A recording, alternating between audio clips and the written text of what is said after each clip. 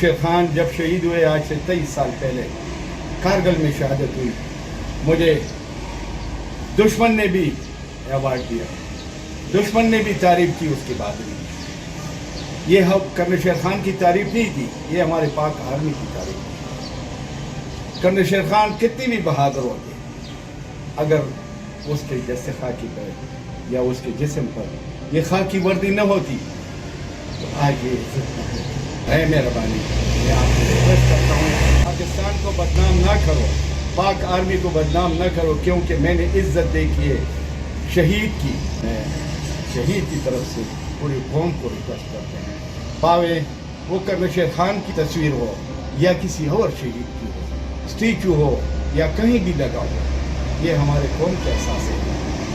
हमारी कौम के एहसासों को अल्लाह के लिए ज़ाया नहीं करो। मुझे ये देखकर बहुत दुख हुआ है जब से ये 9 मई का वाक़या हुआ है। इसके अलावा भी इन लोगों को क्या पता कि हमारे बच्चे जवान जब सरहदों पे पहरा देते हैं और फिर शहादत पा जाते हैं, लेकिन ये देखकर इदारों के साथ इस तरह ज़्यादती ये अच्छी चीज़ नहीं है। जो 9 मई को वाक़या हुआ है यहाँ पे, वो नहीं होना चाहिए था।